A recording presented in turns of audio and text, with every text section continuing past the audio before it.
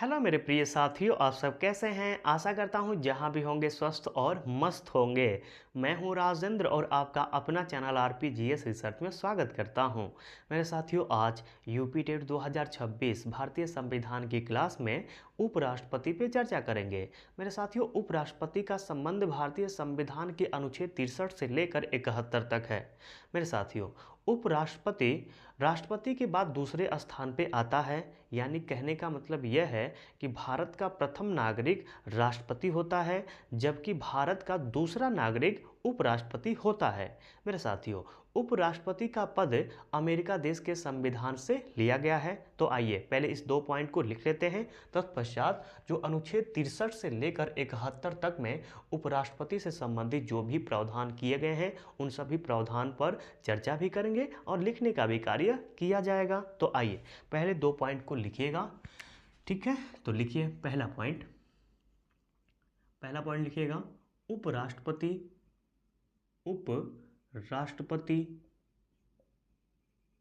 राष्ट्रपति के बाद उपराष्ट्रपति राष्ट्रपति के बाद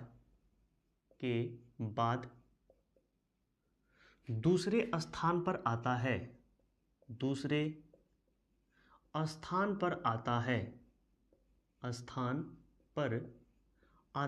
है, यानी आप कह सकते हैं कि भारत का पहला नागरिक किसे माना जाता है। तो भारत का पहला नागरिक मेरे साथियों राष्ट्रपति को मानते हैं, जबकि भारत का दूसरा नागरिक किसे माना जाता है, तो उपराष्ट्रपति को माना जाता है। और उपराष्ट्रपति का पद किस देश के संविधान से लिए हैं, तो अमेरिका देश के संविधान से लिया गया है। तो यह भी लिख लीजिएगा, उपराष्ट्रपति का पद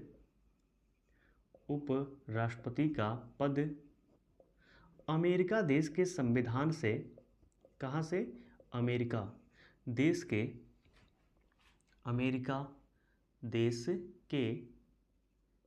संविधान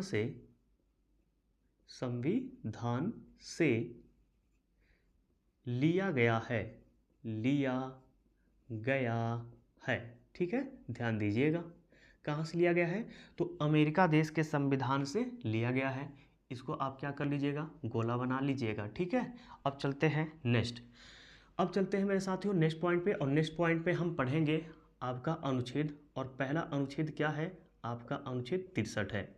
इसमें क्या है, तो मेरे साथियों अनुच्छेद 63 में कहता है कि इसमें उपराष्ट्रपति का पद का प्रावधान है। क्या है, उपराष्ट्रपति के पद का प्रावधान है। किस अनुच्छेद में, अनुच्छेद 63 में। बहुत छोटा सा अनुच्छेद है, लेकिन बार बार पूछा भी गया है, तो याद कर लीजिएगा, लिख लीजिएगा, उपराष्ट्रपति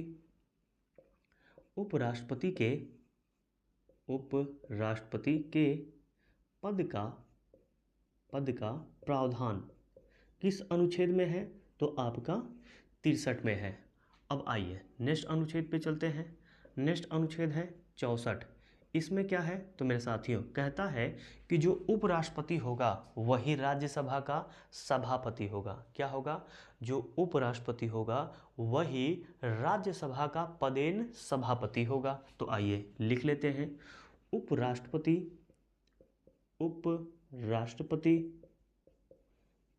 राज्यसभा का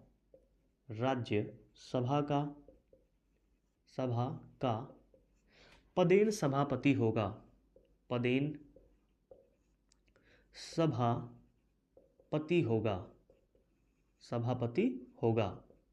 मेरे साथियों देखिए, इसे पदेन सभापति इसलिए बनाया जाता है उपराष्ट्रपति को, क्योंकि उपराष्ट्रपति पद पर इसका कोई काम नहीं होता है।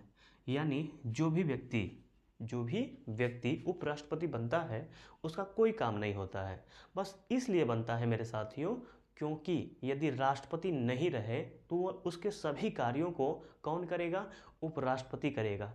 इसलिए एक बैकअप में लेके चलते हैं उपराष्ट्रपति को, लेकिन उपराष्ट्रपति का कोई कार्य नहीं होता है।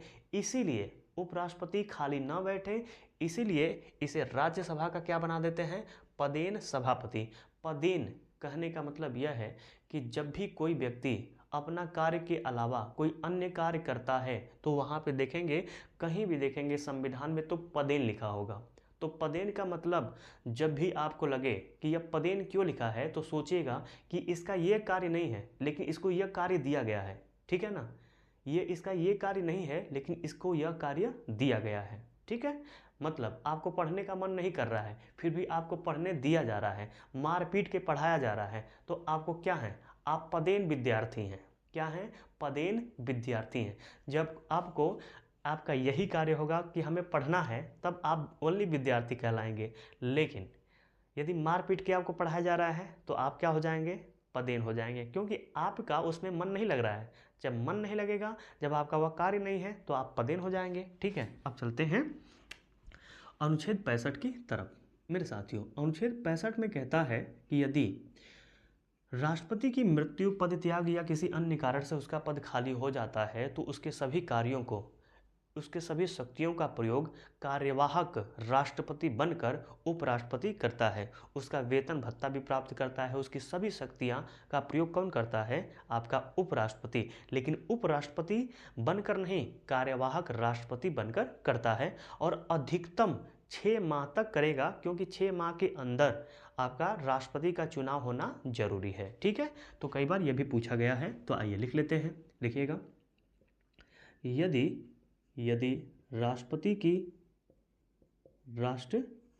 की मृत्यु, पदत्याग, मृत्यु, एक मिनट रुक जाइए, लिखिएगा, मृत्यु, पद त्याग व किसी अन्य कारण से,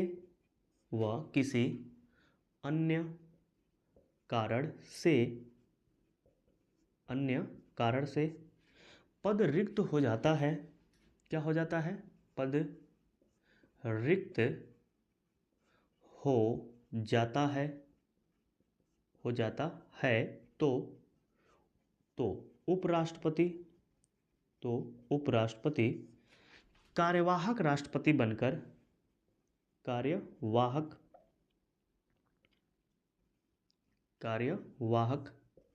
राष्ट्रपति बनकर,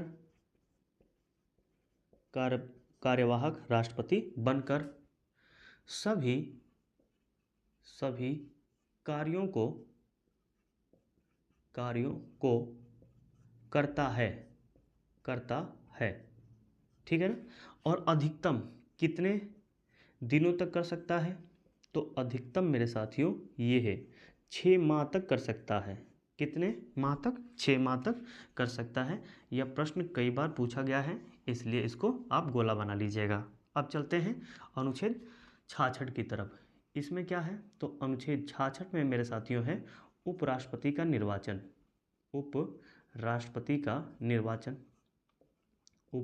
का निर्वाचन है।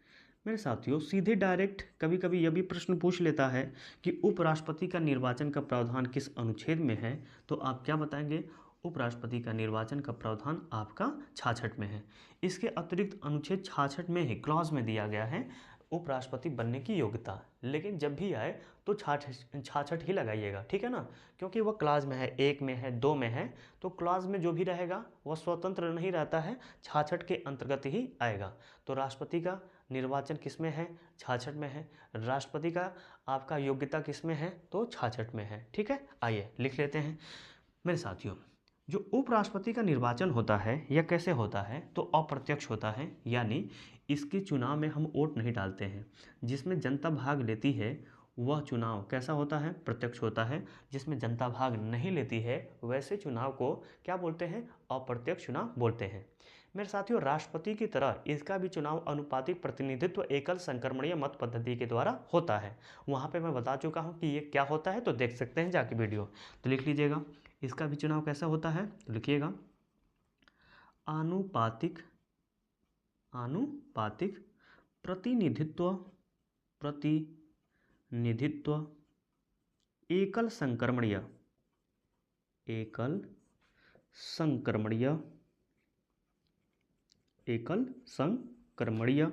मत पद्धति के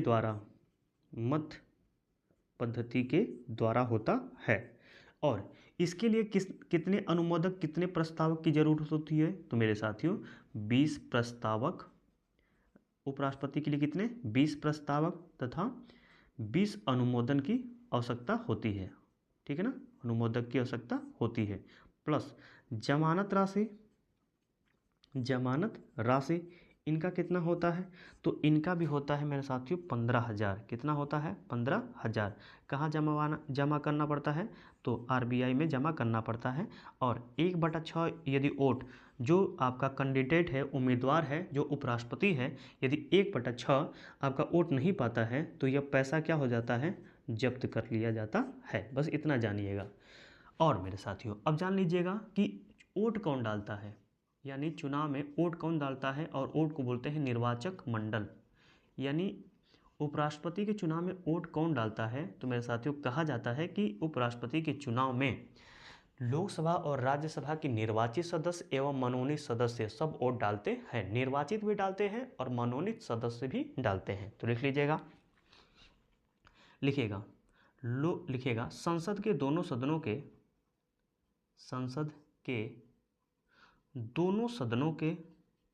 दोनों सदनों के निर्वाचित एवं मनोनीत सदस्य वोट देते हैं, वोट या मतदान करते हैं, ठीक है। एक तो यह बात होगी। अब चलते हैं मेरे साथियों, योग्यता क्या होनी चाहिए, तो लिख लीजिएगा योग्यता, इसी में है, ठीक है। योग्यता उपराष्ट्रपति बनने के लिए क्या योग्यता होनी चाहिए, तो पहला योग्यता सबसे खतरनाक भारत का नागरिक होना चाहिए। दूसरा न्यूनतम आयु 35 वर्ष होना चाहिए। तीसरा कहता है कि राज्यसभा की सदस्यता हेतु योग्यता रखता हो।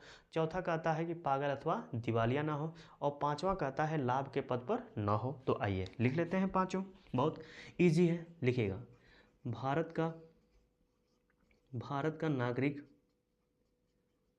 का नागरिक होना चाहिए। दूसरा न्यूनतम आयु 35 वर्ष होना चाहिए, 35 वर्ष कहता है। तीसरा राज्यसभा की, कहाँ की, राज्यसभा की सदस्यता हेतु योग्यता रखता हो,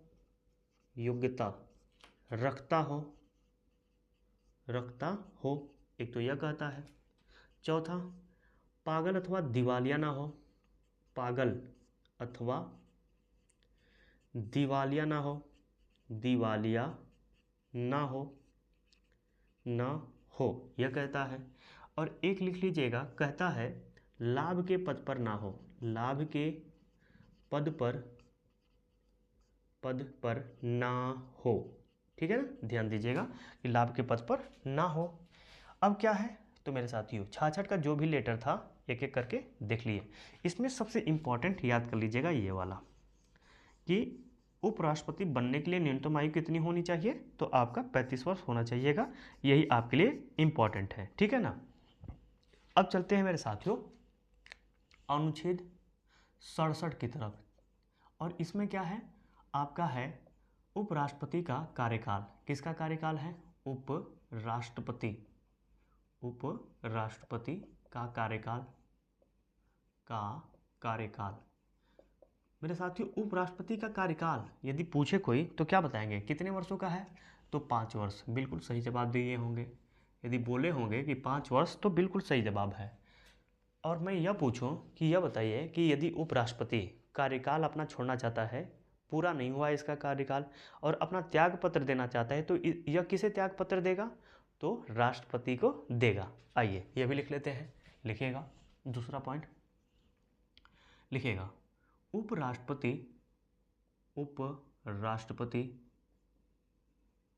राष्ट्रपति को त्याग पत्र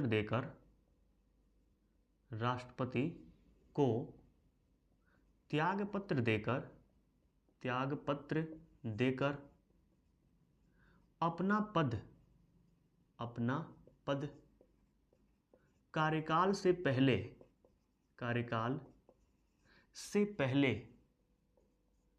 से पहले छोड़ सकता है, छोड़ सकता है, ध्यान दीजिएगा, ठीक है ना।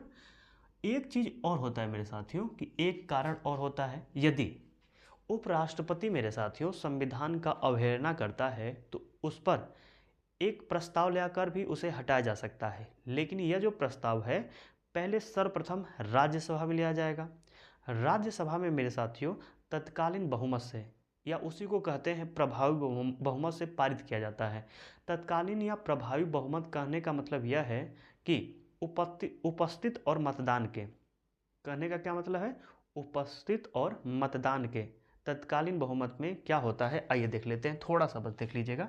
मान लीजिए यदि राज्यसभा में आपके वर्तमान में 245 सदस्य हैं और इसमें से 4-5 सदस्य ऐसे हैं कि जिनकी मृत्यु, पदत्याग या जो भी कारण है वह इनका पद खाली है, ठीक है। बचे कितने, अब वर्तमान में सदस्य हैं, मान लीजिए बचे हैं आपका 240, तो 240 में से इतने सदस्यों में से, ठीक है ना, 50% प्लस एक वोट मिलेगा, तब जाके इसको बोलते हैं तत्कालीन बहुमत या प्रभावी बहुमत।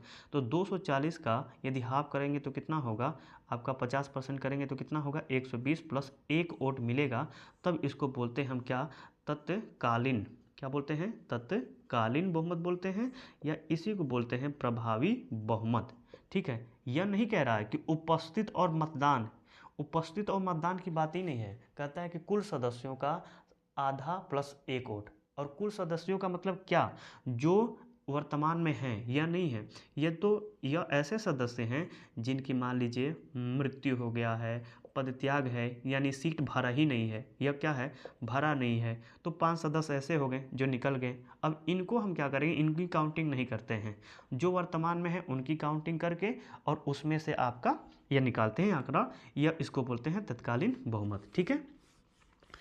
तो मेरे साथियों जब तत्कालीन बहुमत से पारित कर दिया जाता है तो क्या किया जाता है कि 14 दिन का मोहलत दिया जाता है। उस 14 दिन के मोहलत में आपका जो भी अपना पक्ष रखना चाहता है राष्ट्रपति रख सकता है। इसके बाद साधारण बहुमत से आपके लोकसभा में यदि वह बिल या प्रस्ताव पारित हो जाता है तो कार्यकाल से पहले उपराष्ट्रपति भी अपने पद से क्या करना पड़ेगा, हटना पड़ेगा, ठीक है। आइए लिख लेते हैं क्या है।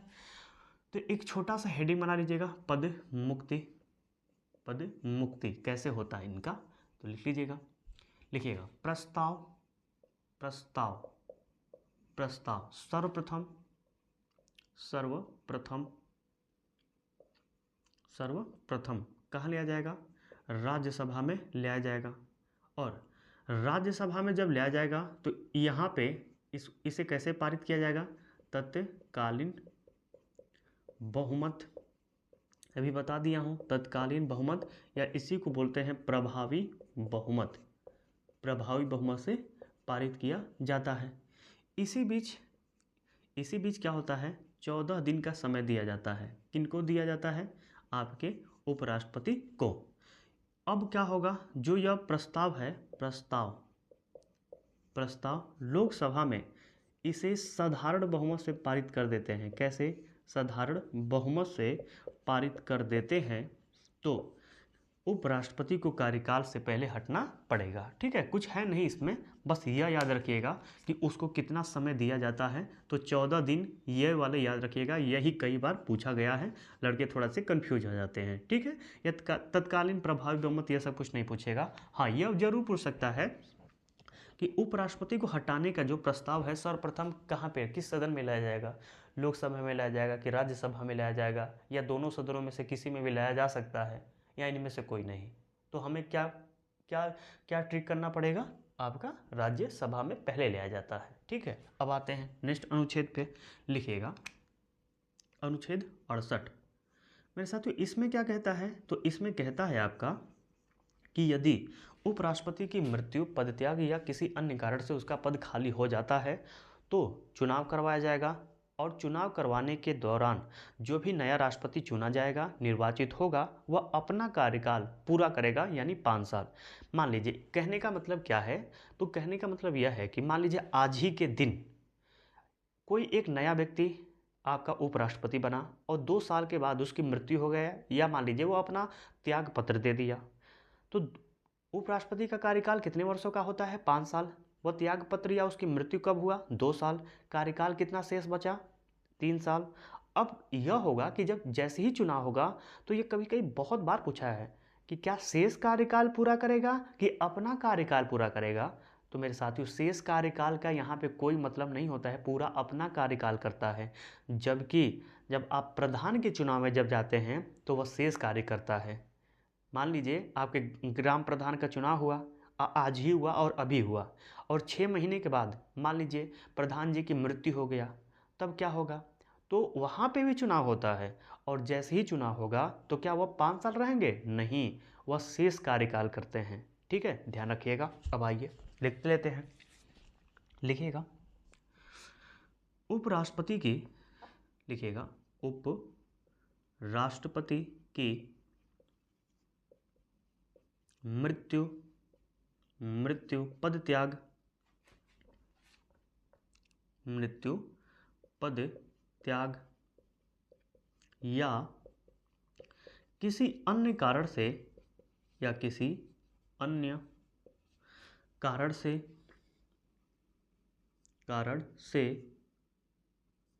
पद खाली हो जाता है, पद खाली हो जाता है तो नया, तो चुनाव करवाया जाएगा, तो चुनाव करवाया जाएगा नया, लिखिएगा नया उपराष्ट्रपति अपना पूरा कार्यकाल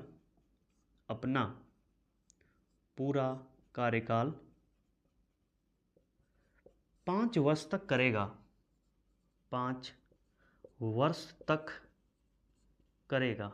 ठीक है, 5 वर्ष तक करेगा, यह ध्यान में रखना है आपको।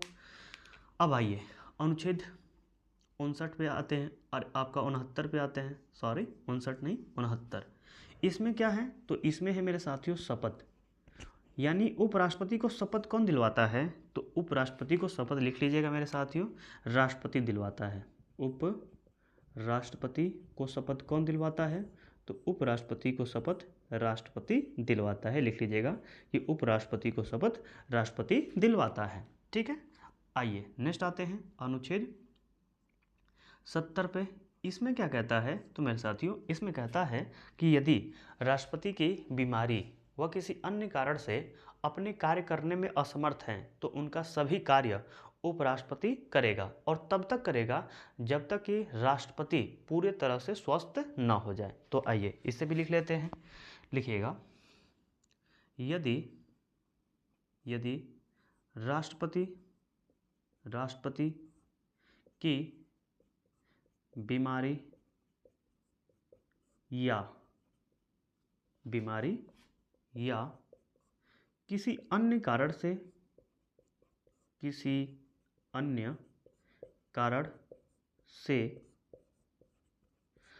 अपने कार्य करने में असमर्थ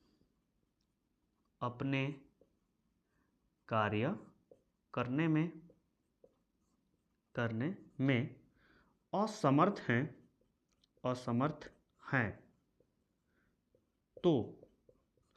तो उनके सभी कार्य उपराष्ट्रपति करेगा। कौन करेगा? उपराष्ट्रपति करेगा। ठीक है, तो यह है किसका लेटर? आपका 70 का। अब आते हैं अनुच्छेद 71 पे। मेरे साथियों, अनुच्छेद 71 में कहता है कि राष्ट्रपति और उपराष्ट्रपति के चुनाव से संबंधित अंतिम निर्णय सुप्रीम कोर्ट लेगा। कौन लेगा? अंतिम निर्णय सुप्रीम कोर्ट लेगा। तो लिख लीजिएगा, यह भी लिखिएगा उपराष्ट्रपति और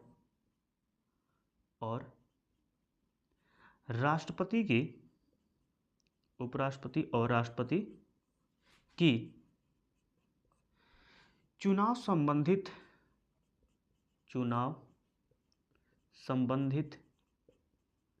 अंतिम निर्णय सुप्रीम कोर्ट लेगा। ठीक है, चुनाव से संबंधित अंतिम लिख लीजिएगा यहाँ पे, अंतिम निर्णय आपका कौन लेगा? सुप्रीम कोर्ट लेगा। यह है किसका लेटर? आपका 71 का।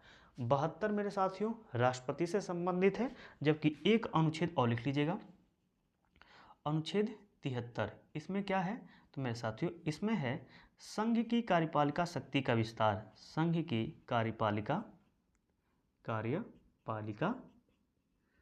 शक्ति का विस्तार, संघ की कार्यपालिका शक्ति का विस्तार है। ठीक है, शक्ति का क्या है? विस्तार है। मेरे साथियों जो भी आपके उपराष्ट्रपति से संबंधित लेटर थे उन सभी लेटरों को देख लिए हैं, लेकिन एक दो पॉइंट और लिख लेते हैं। जैसे कि कहा जाता है कि उपराष्ट्रपति के वेतन और भत्ते का प्रावधान कहाँ पे है? तो मेरे साथियों उपराष्ट्रपति के वेतन और भत्ते का प्रावधान भारतीय संविधान के किसी भी अनुच्छेद में नहीं है, और यह कई बार पूछा गया है कि निम्नलिखित में से इनमें से किसका वेतन और भत्ते का प्रावधान भारतीय संविधान के अनुच्छेद में नहीं है? तो क्या बताएंगे? उपराष्ट्रपति। तो लिख लीजिएगा, नोट करके लिख लीजिएगा, एक दो पॉइंट नोट लिखिएगा। उपराष्ट्रपति के वेतन और भत्ते का प्रावधान, वेतन भत्ते का प्रावधान संविधान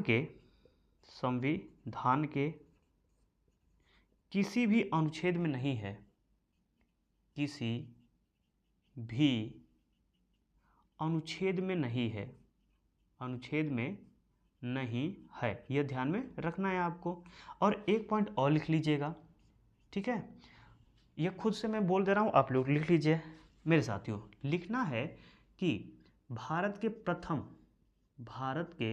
प्रथम उपराष्ट्रपति कौन थे? यदि यह पूछ दे तो क्या बताएंगे? भारत के प्रथम उपराष्ट्रपति कौन थे? तो क्या बताएंगे? डॉक्टर सर्वपल्ली राधाकृष्णन। क्या बताएंगे? डॉक्टर सर्वपल्ली राधाकृष्णन। और वर्तमान में कौन है? तो वर्तमान में लिख लीजिएगा। ठीक है, वर्तमान में कौन है? तो वर्तमान में है मेरे साथियों सीपी राधाकृष्णन। कौन है? सीपी राधाकृष्णन। और लिख लीजिएगा यह 17वें क्रम के हैं व्यक्ति में। कौन हैं? पद क्रम में 17वें स्थान पे आते हैं। हो सकता है कि अभी नया चुनाव हुआ है, ठीक है ना, नया क्या हुआ है? चुनाव हुआ है इनका, तो हो सकता है कि इन्हीं से प्रश्न पूछ ले, और यह ना पूछे कि वर्तमान में कौन उपराष्ट्रपति हैं, यह पूछ ले कि सीपी राधाकृष्णन व्यक्ति क्रम में किस स्थान पे हैं। तो क्या बताएंगे? तब तो बताना पड़ेगा कि पद क्रम में आपके 17वें स्थान पे हैं। तो मेरे साथियों जो भी आपके उपराष्ट्रपति से संबंधित जो भी महत्वपूर्ण प्रावधान थे जहां से यूपी टेट में प्रश्न बन सकता है, उन सभी प्रावधानों को एक एक करके देख लिए। आज के लिए इतना ही रहने देते हैं। आज का वीडियो आपको कैसा लगा? यदि अच्छा लगा होगा तो इस वीडियो को ज़्यादा से ज़्यादा शेयर करिएगा, और जो मेरे मित्र अभी इस चैनल पर नए हैं वह इस चैनल को सब्सक्राइब भी कर लेंगे। मिलते हैं नेक्स्ट वीडियो में नेक्स्ट टॉपिक के साथ। आज के लिए धन्यवाद।